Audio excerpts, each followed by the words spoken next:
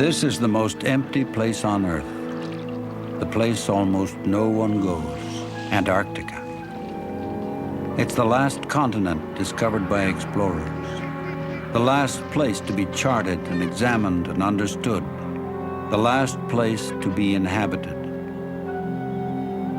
Even the wildlife here knows this land is different, and perhaps it is a mark of how harsh this land can be, that there is no creature here that cannot swim or fly away.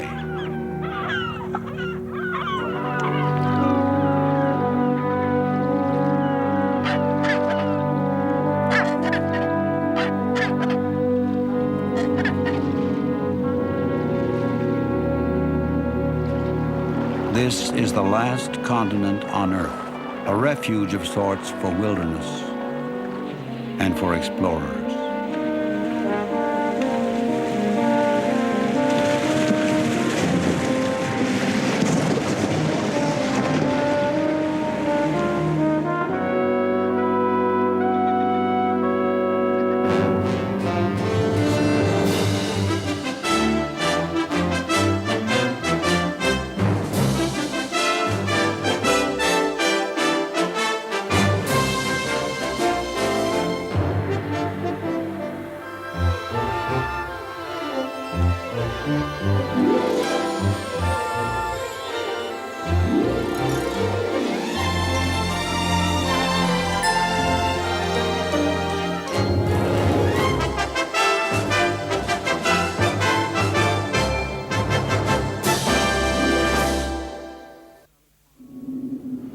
Jerome and Sally Ponce are explorers and naturalists who live on a sheep farm in the Falkland Islands.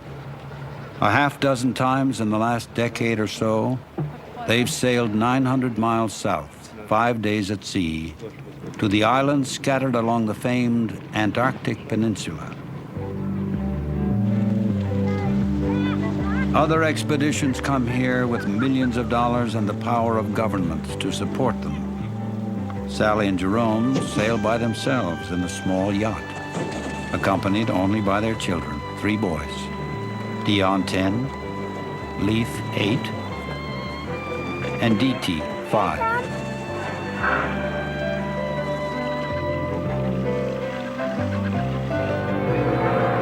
We're going on that one there, on that one over there where the big pigeons were.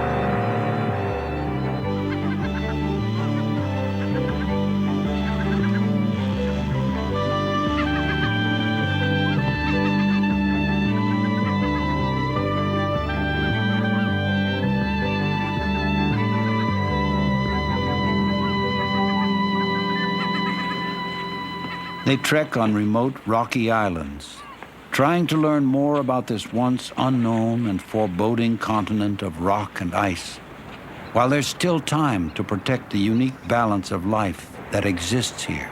Can't you see this, Dennis? I know. It's a long time since I've seen the egg, but I know that they're very big for the size of the bird. Like they are white like that, though. Yeah? I'll take your foot too, do I? Yeah. Try not to walk on the moss too much, okay?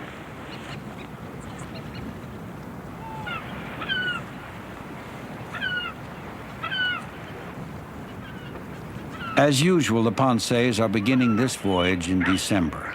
High summer and vacation time for the boys, when some days might get as warm as 40 degrees. This will not last long, the Ponces know. Winter and ice are never very distant here.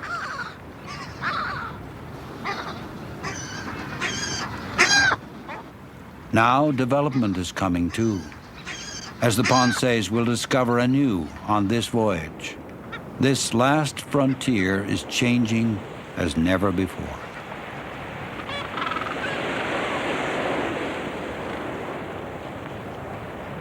The Ponces have gradually come to concentrate on the odd and endearing birds that are native to this place. They're concerned now that penguins may become threatened because many countries are claiming interests in the riches that may lie here. The Ponces will use their boat, part research vessel, part home, to search out penguin colonies all along the Antarctic Peninsula. The peninsula reaches up some 700 miles from the continent towards South America. The Ponce's goal is to survey the size of penguin colonies. That is, to count them, all the way to Marguerite Bay at the bottom of the peninsula. Even further, if the ice will allow them. In earlier voyages, they've found many colonies no one else has ever seen. Deception Island, near the northern end of the peninsula, an early stop for the Ponces, and the site of a big colony of one of the 3 penguin species dominant on the peninsula, chinstraps. Scientists use penguins as a key indicator species to gauge the health of the entire delicate Antarctic ecosystem. To do that, though, they must know how many penguins are actually here.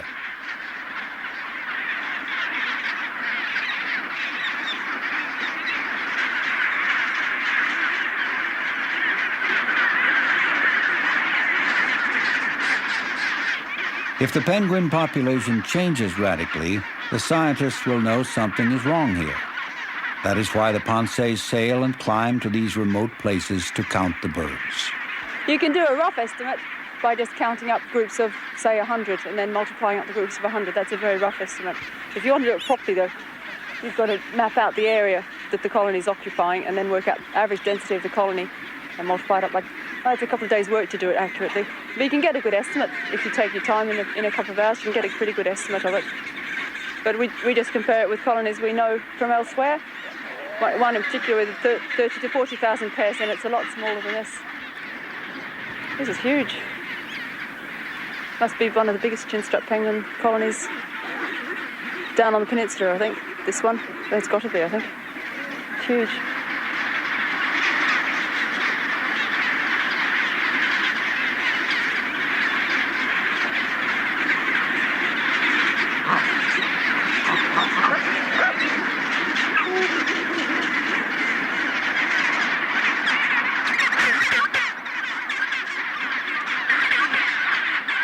Chinstrap penguins seldom change mates, and they prefer to return to the same nest sites each year to hatch the young. The nests are rings of small stones set just out of pecking range of incubating neighbors.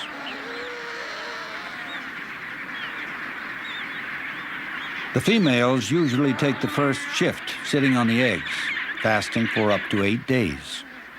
Then the males take over and the females can feed again. Some of the small shrimp-like krill they find at sea is regurgitated for the penguin chicks.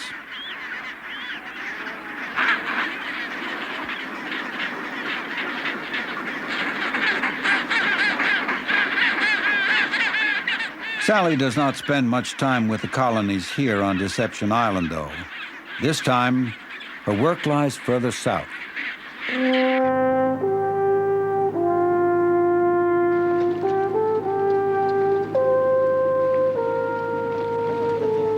Jerome is French, Sally is Australian.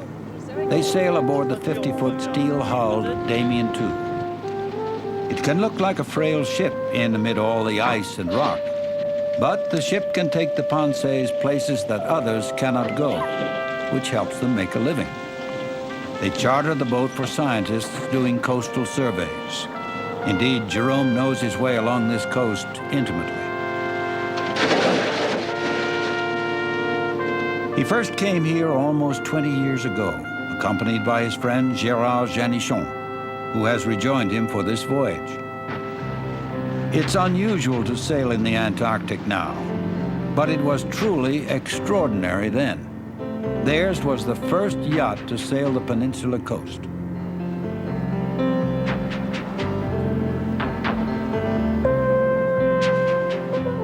The adventure made them heroes in France. Fees from a book allowed each of them to build bigger and better versions of the first vessel. But new boats don't eliminate the 4-hour watches throughout this 2-month journey, or the sameness of stored food, or the confining conditions of life at sea. These things they simply get used to. But anyone who's lived on a yacht or on a boat, I'm telling you, you get used to shifts, 4 hours on, 4 hours off, or whatever you happen to do. And it's just something you get used to. You can't have exactly what you want to eat or drink when you feel like it, or you can't wash every day if you want to, or you can't go down to the nearest pub for a drink just to get away from it. You just accept that. It might look difficult to people, but I can tell you, for Jerome, and perhaps less so for me, it's far more difficult. It would be far more difficult for him to have to get into a car every morning and drive to work.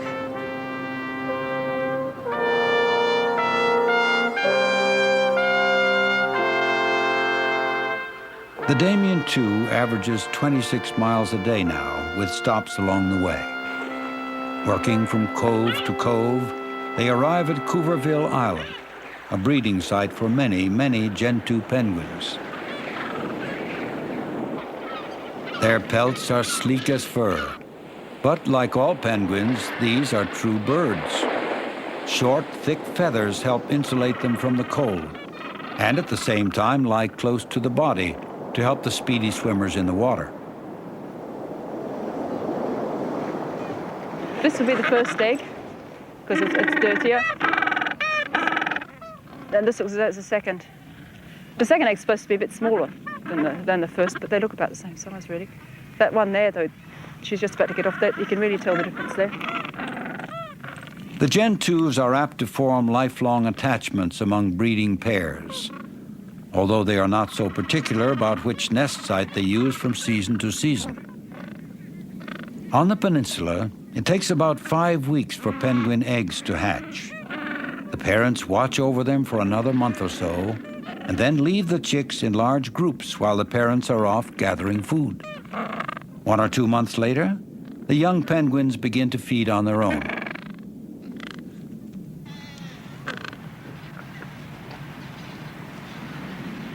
Got beautiful nests. These ones are well made anyway, with the stones like that. And they all seem to be just sitting right. If you remember the chin straps, at Deception, they're all mucky, all smelly, in all directions. These are all nice and neat and orderly and quiet. I think, don't know. You can see adalies later on, but I think these are probably the prettiest of the birds. By now, Sally and Jerome have witnessed this cycle of penguin life many times, and still, Antarctica fascinates them. The first time when we come with her, we just put the foot ashore, and that was an achievement for us, at least, and we are very pleased with that. So we've been a bit scared. We've been fighting to reach Antarctic, and the only thing you want after is to come back a bit more confident and go a bit farther. And this is what we have done, just going farther and farther, each time knowing a bit more. And when you start to know a place here, well, it starts to belong to you, or you belong to this place. And it's what's happened to us.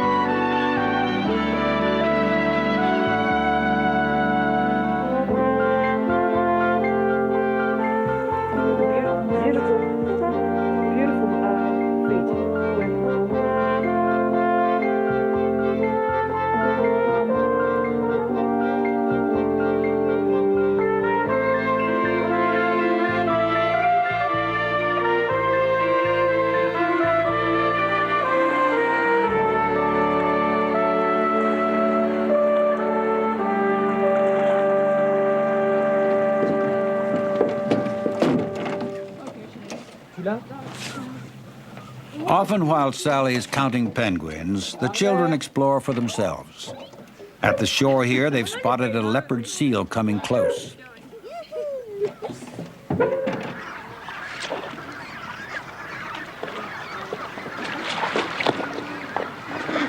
He's probably waiting for a penguin to come. Then when a penguin comes, he's probably going to get it. Penguins that survive to adulthood may live for 20 years. They're safe on land with practically no predators.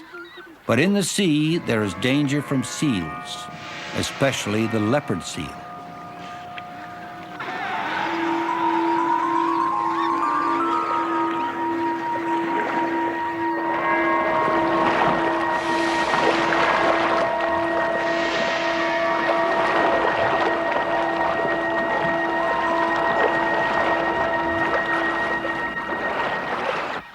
Dee is the youngest of the boys. This is what's a giant sea mouse. Here's George. Shall we put it back in the water? Leif, the middle boy, finds that this summer, geology has captured his attention. Dion is the oldest, a budding artist, with an interest in mechanical things also.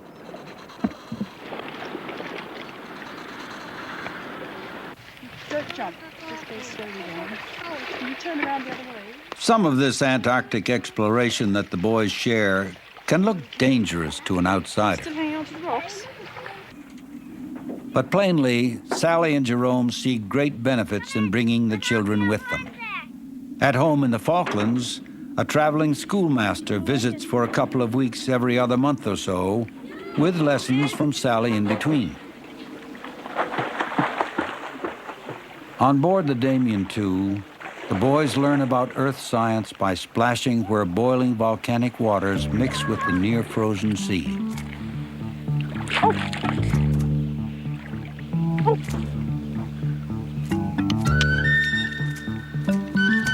Boys bang away at rock, looking for gold, or fool's gold even, and making plans to get rich and buy firecrackers back at home. Look at that. This big lump of mica. Here, take it. There are enough money to buy all the devil daggers in the Falklands. No more, John. John, no more.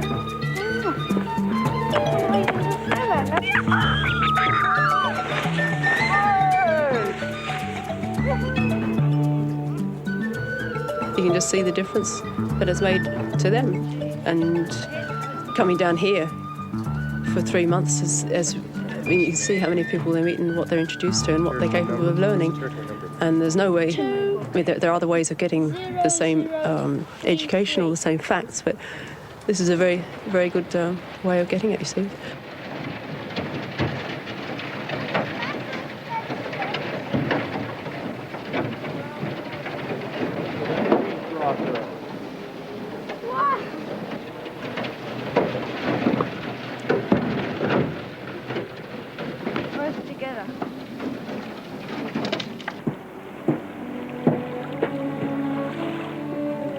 At Foyne Harbor on the peninsula, the boys explore a site left over from one of the first significant human impacts on the Antarctic. It's an old whaler's anchorage, where boats once filled casks with glacier water. The whalers are long gone. The whaling ship lies abandoned where it ran aground.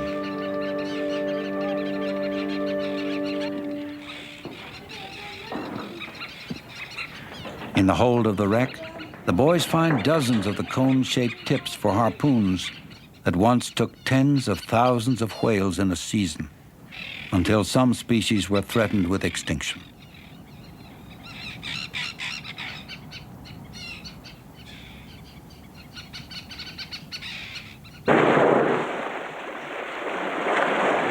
At last, international protest put a stop to commercial whaling. And there are signs that the animals may be recovering in the southern oceans. Yeah, you can see the ripples. Just there. There.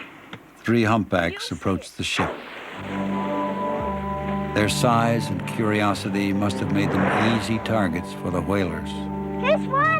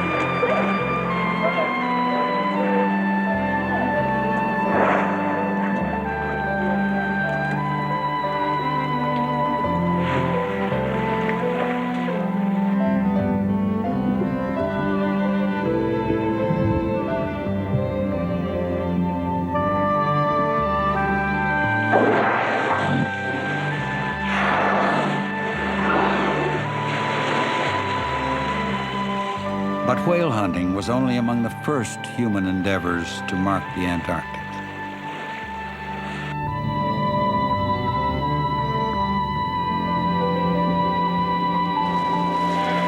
Near Palmer Station, an American research site, Dion joins a party of skin divers from the base who are going to see what remains of one of the biggest environmental threats the continent has seen. Actually, we're surveying the wreck today to look for oil spills. And some of the oil leaks they plugged up with wooden bugs and splash zone last year. The divers are protected as much as possible by their dry suits, but the water is frigidly cold, 33 degrees. Early last year, an Argentine supply ship that doubled as a tourist boat ran aground. Passengers used home video cameras to take these pictures. Within hours, they were rescued, but 4 days later, the ship had turned on its side. The ship's cargo of diesel oil began to spill. A Chilean Navy ship arrived quickly to contain the damage, but it was a month before Argentine and American crews managed to seal the wreck. It had about 250,000 gallons on board, and they're estimating that about half of that, 125,000, came out when it rolled. It might have been worse if the ship had carried heavy black crude oil instead of diesel fuel. But still, scientists worry that their research will be affected because the once pristine area is no longer so pure. The wreck has gone through a single Antarctic winter, but the damage has been very severe. Looks kind of like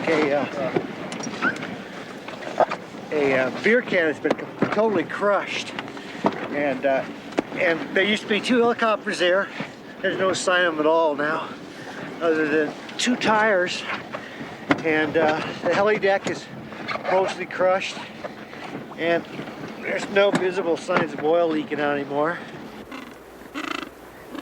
Any cleanup operation would be difficult here. Indeed, all along the peninsula, it's clear that very often no one bothers to clean the mess that is left behind. The penguins hardly seem to notice, but nevertheless, many environmentalists are concerned that we may spoil the last really large wilderness left on Earth before we begin to understand it.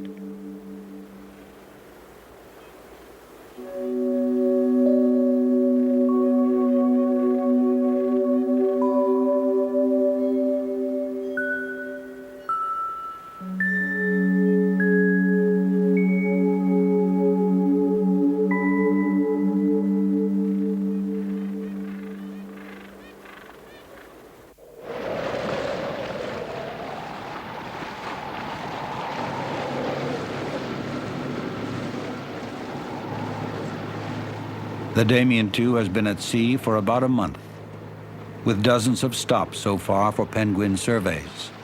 Now Jerome has set course for Dream Island, about halfway down the peninsula.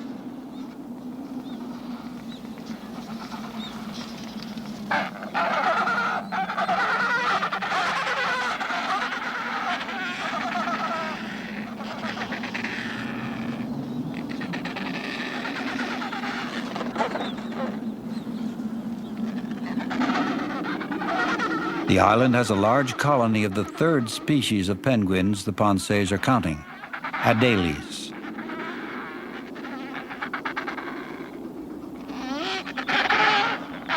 Look, 2 young males fighting. That's really good. That's fantastic up there. There are remarkable elephant seal colonies here also. And for the seals too, the Antarctic summer is the season of the young. Well, it's a bit slippery in all this muck, especially where the penguins have been. And I don't want you to fall in that. Oh, you're right, there's a weenie.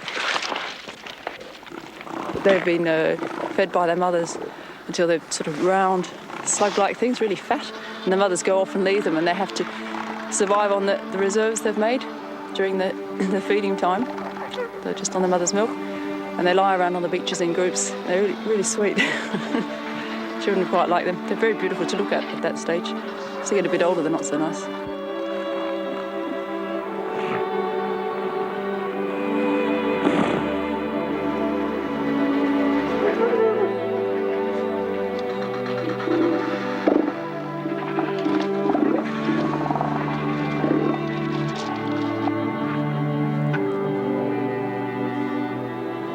Doesn't look as if there are any more chin straps over this way though. They seem to be confined to that area back there. So I think I'll go back and look on the point and stop for the moment. It's too wet. In the water by the beach, young male seals play at combat. They are too young now to really harm one another. Later, when they develop the droopy noses that account for the elephant seal's name, they will fight seriously for groups of females.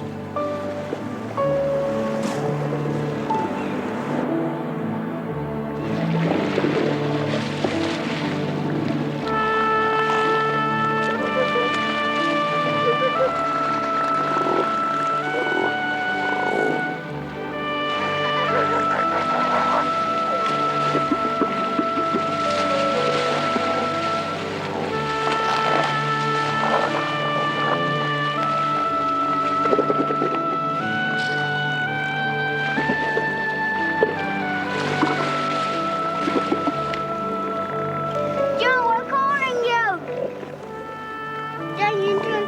Are you going to come back, Joe? Hello, Deacon. Yes, I'll come and get you now, okay? Okay. Come.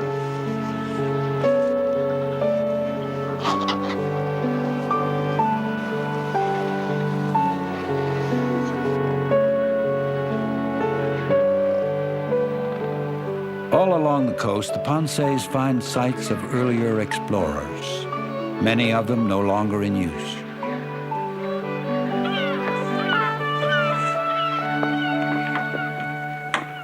This cabin was once a research station, but it's been deserted for a long time. Inside, there are copies of letters and dispatches that are decades old. I shall be returning home about June and anticipate finding civilization somewhat bewildering.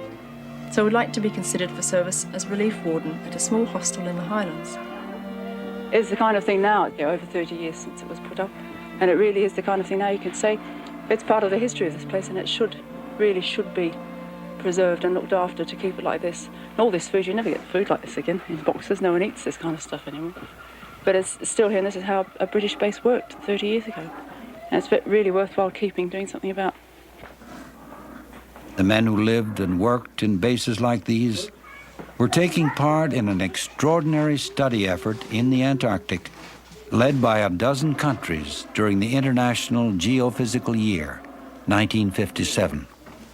The scientists paved the way for governments to go on cooperating, and eventually there was an Antarctic Treaty.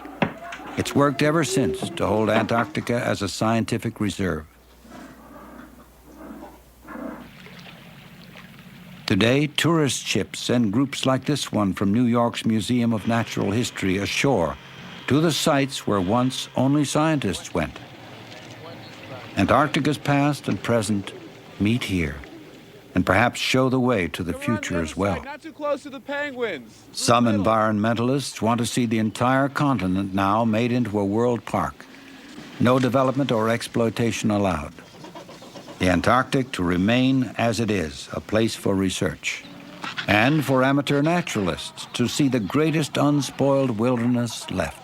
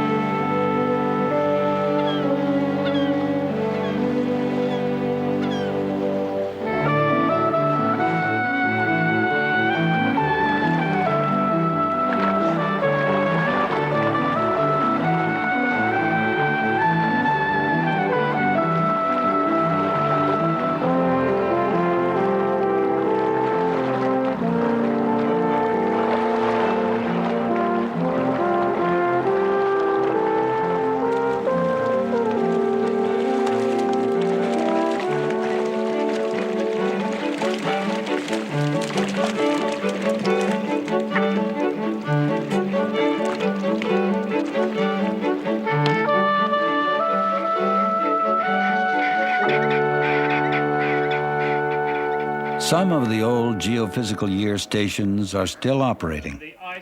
The British base Faraday, for instance, plays a role in researching the periodic huge loss of ozone in the atmosphere over the southern polar region. Further south, another British base, Rothera, serves as a headquarters for inland science projects that can only be reached by plane. The flights take off from a runway cleared from the glacier, with a path well marked so the aircraft doesn't slide into one of the nearby crevasses that split the surface.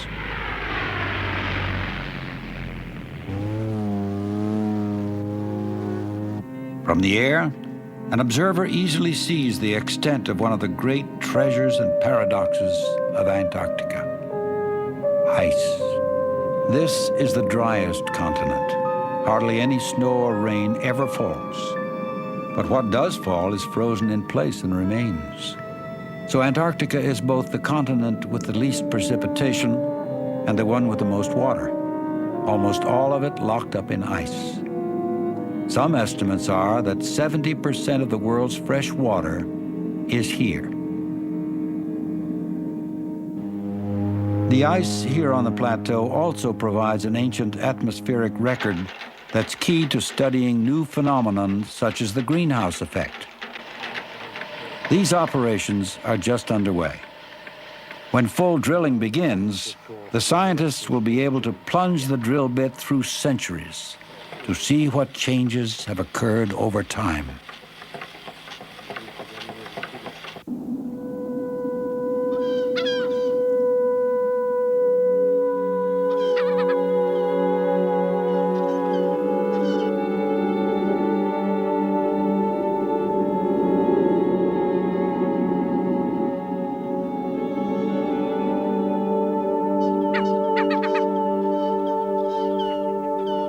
On board the Damien II again, the Antarctic summer is progressing, although it is still not dark after midnight.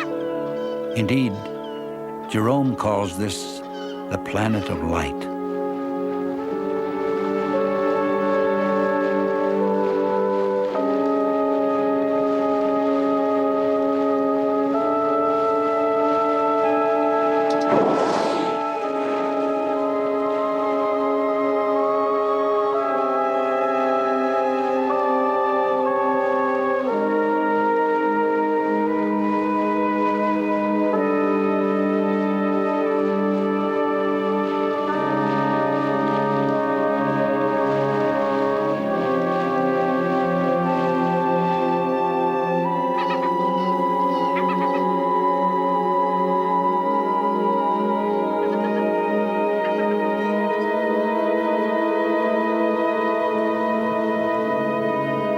There are only a few stops left for the travelers, one of them a special place for Sally and Jerome.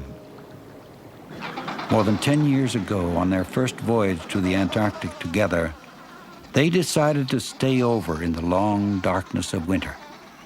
They had only the Damien II for a base, frozen in a harbor, here at Avian Island.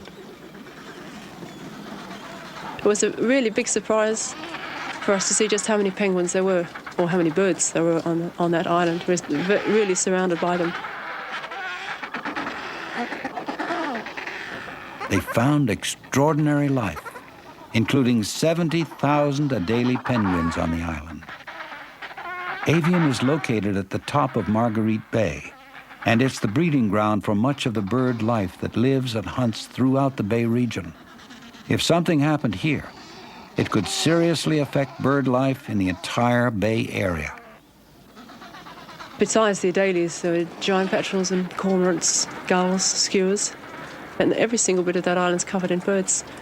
And you're surrounded by birds, and you really do live part of that cycle of the summer season with them completely.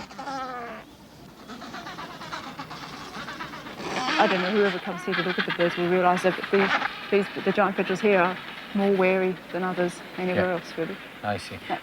Perhaps. But the Ponces are disturbed to learn the birds may soon be sharing the island.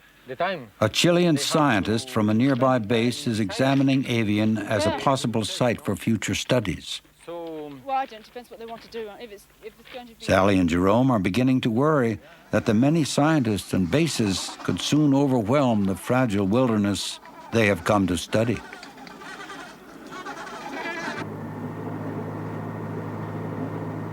Jerome navigates the Damien II through the mouth of a narrow passage at Terra Firma Island.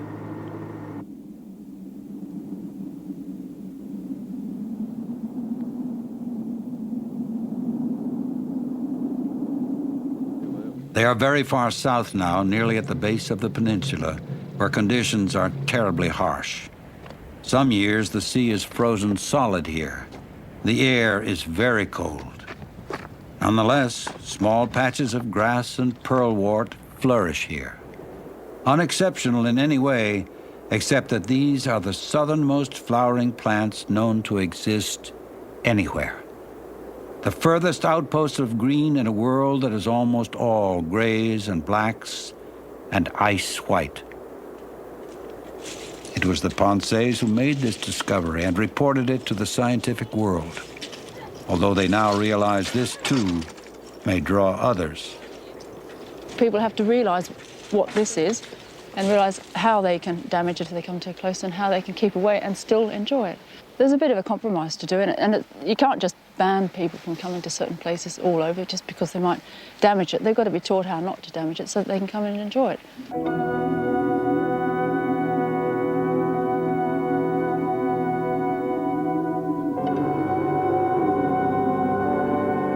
Many explorers must pause to wonder a little at what they do and at what will be done by those who inevitably will follow. Not many will follow this far, however. The Damien II is entering what is called pack ice, a great plain that's frozen not quite solid.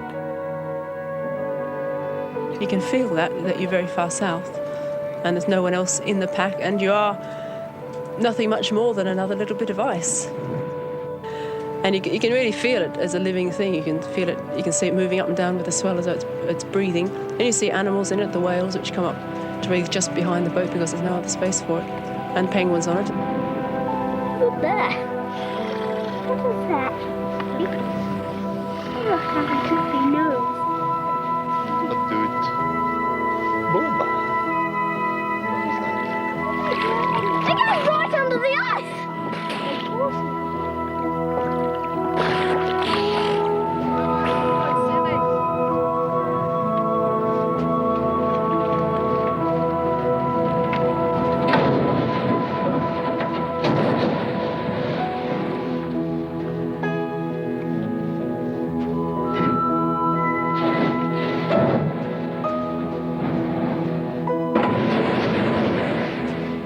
The steel hull of the ship allows it to smash its way through. The ice will get worse soon as it gets colder, and then it will not be possible to get through at all. Jerome must judge what is safe. Hey, look at the size of it, John. Look at the size of it. Oh, yeah, too long. See.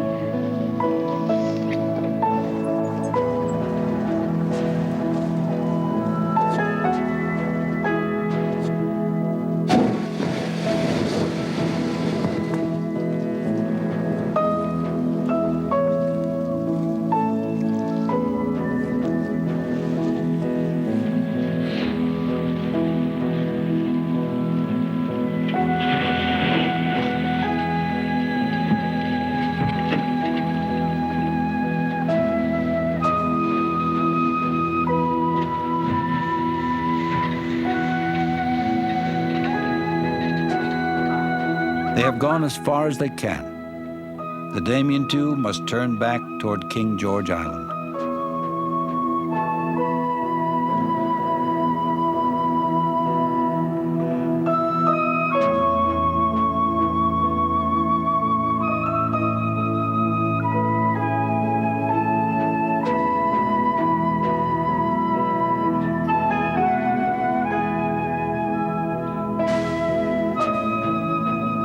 From the air, the ice floes look almost impenetrable.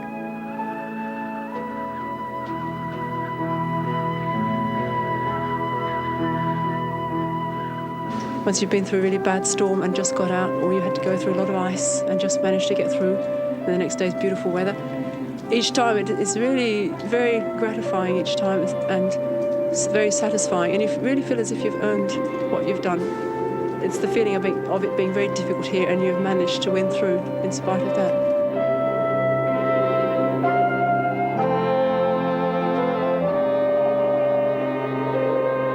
But all along the peninsula, it is clear that, as with all frontiers, this one is developing. In the time since they left the British base at Rothera, perhaps the biggest cargo ship ever to come this far south has arrived and begun unloading bulldozers and rock crushers and housing for construction workers. What is it? That's the porta cabin-like thing to live in that they're taking ashore. They're taking their own accommodation ashore.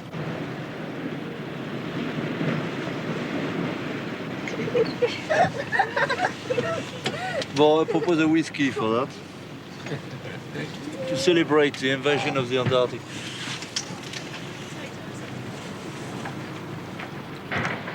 The small landing strip on the snowfield above Rothera is to be replaced by a gravel runway, so bigger planes can come and go regularly. It will mean blasting away part of a hillside, but the scientists say it must be done if their work is to go on. The Antarctic Treaty, which has worked to protect the polar region for 3 decades, may be reviewed next year. Some countries are interested in exploring for oil here or for minerals. Already there is an agreement for exploitation that the treaty nations are considering. Some think offshore drilling for oil is certain, and that is going to mean the greatest change yet for Antarctica.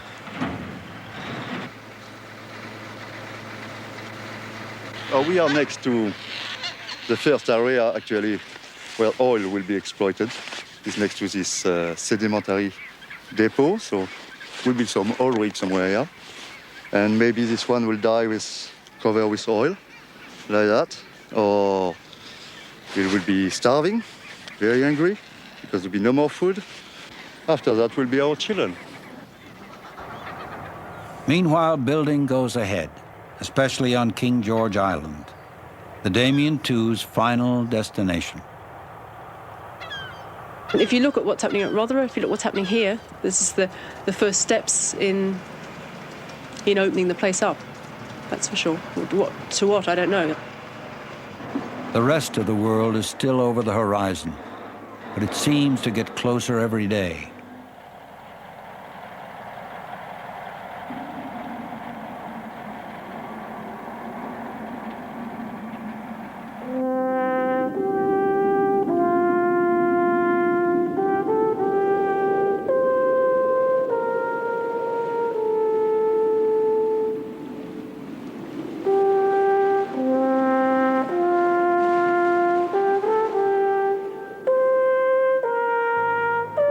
Frontiers are wild places. Once we thought they were all savage and needed conquering. This one doesn't seem so savage anymore. Before it's conquered, it may be worth asking what the conquest would mean. And perhaps we should ask, too, what will happen to the explorers? Indeed, to all of us, when the frontiers are gone.